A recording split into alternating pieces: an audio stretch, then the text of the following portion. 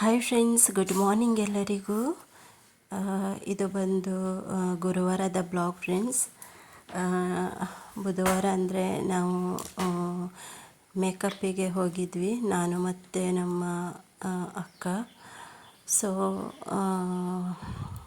Bridal makeup ಇತ್ತು, bridal ಮತ್ತು non bridal makeup ಇತ್ತು.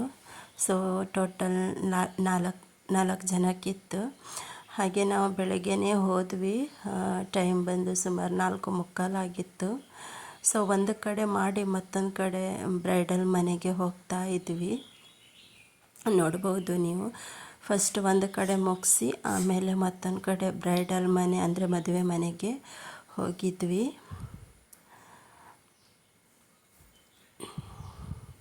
ಸೊ ಇದು ಮದುವೆ ಮನೆ ಫ್ರೆಂಡ್ಸ್.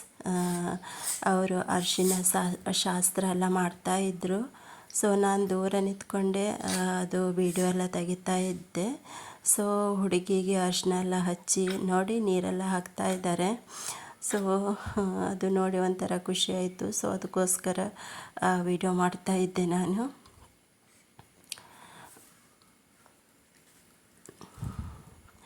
ಹಾಗೆಯೇ ತುಂಬ ಜನ ಇದ್ದರು. ಮತ್ತೇನೆಂದರೆ ಫ್ರೆಂಡ್ಸ್, ತುಂಬಾ ಅವ್ರದ್ದು ಮದುವೆದೆಲ್ಲ ತುಂಬಾ ಇದು ಇತ್ತು. ಅಂದರೆ ಸಂಪ್ರದಾಯ ಅಂದರೆ ಅರಿಶಿನ ಎಲ್ಲ ಹಚ್ಚೋದು ಮದುವೆ ದಿನವೇ ಅವ್ರು ಇಟ್ಕೊಂಡಿದ್ರು.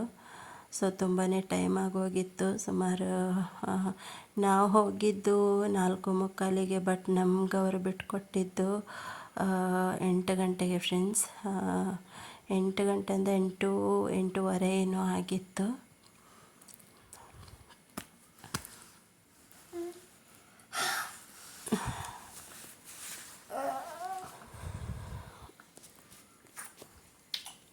ಹಾಗೆ ನೋಡ್ತಾ ಇರ್ಬೋದು, ಇವರೇ ಬ್ರೈಡಲ್. ಸೊ ನಾನು ಅವರೇ ಹೇರ್ ಸ್ವಲ್ಪ ಡ್ರೈ ಮಾಡ್ತಾ ಇದ್ದೆ. ಹಾಗೆ ಫೈನಲ್ ಲುಕ್ ಈ ಥರ ಬಂದಿದೆ ಫ್ರೆಂಡ್ಸ್. ನೋಡಿ, ಸೂಪರಾಗಿ ಬಂದಿದೆ. ಹಾಗೆ ತುಂಬ ಚೆನ್ನಾಗಿ ಕಾಣಿಸ್ತಾ ಇದ್ದರು ನೋಡಲಿಕ್ಕೆ. ಬ್ಯಾಕಂತೂ ಸೂಪರಾಗಿತ್ತು ನೋಡಲಿಕ್ಕಂತೂ.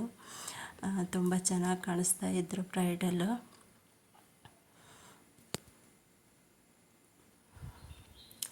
ಸೊ ಇವರು ಬಂದು ಬ್ರೈಡಲ್ ತಂಗಿ. ಇವರು ಸಹ ಮೇಕಪ್ ಮತ್ತು ಸ್ಯಾರಿ, ಡ್ರೈಪ್ ಹಾಗೂ ಹೇರ್ ಸ್ಟೈಲ್ ಎಲ್ಲ ಮಾಡ್ಕೊಂಡಿದ್ರು. ಇವರು ತುಂಬ ಚೆನ್ನಾಗಿ ಕಾಣಿಸ್ತಾ ಇದ್ದರು, ನೋಡ್ತಾ ಇರ್ಬೋದು ನೀವು.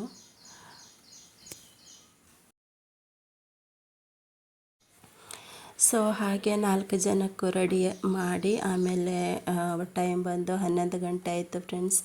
ಹಾಗೆ ಮನೆಗೆ ಬಂದ್ವಿ ನಾವು. ನೋಡಿ, ನಡೀತಾ ಇದ್ದೀವಿ.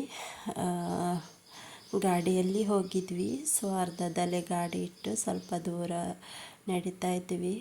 ಹಾಗೆ ಊಟ ಎಲ್ಲ ಮಾಡಿ ನಾನು ಮನೆಗೆ ಹೋಗಲಿಕ್ಕೆ ರೆಡಿ ಆದೆ. ಟೈಮ್ ಬಂದು ಇವಾಗ 3 ಗಂಟೆ ನೋಡಿ. ಬಸ್ಸಲ್ಲಿ ಬಂದು ಆಮೇಲೆ ರಿಕ್ಷಾದಲ್ಲಿ ಹತ್ತಿದೆ ಸರ್ಕಲಿಂದ. ಸೊ ಊಟ ಎಲ್ಲ ಮಾಡಿ ಹಾಗೆ ನಾನು 3 ಗಂಟೆಗೆ ಬಂದುಬಿಟ್ಟೆ ಫ್ರೆಂಡ್ಸ್ ಮನೆಗೆ. ಯಾಕಂದರೆ ಮಕ್ಕಳೆಲ್ಲ ಇದ್ವಲ್ವ. ಸೊ ಮತ್ತು ನಾ ಹೋಗಿದ್ದು ಬುಧವಾರ ಹೋಗಿದ್ದೆ. ಸೊ ಇದು ಆಗಿತ್ತು ನನ್ನ ಬ್ಲಾಗ್. ಬಾಯ್.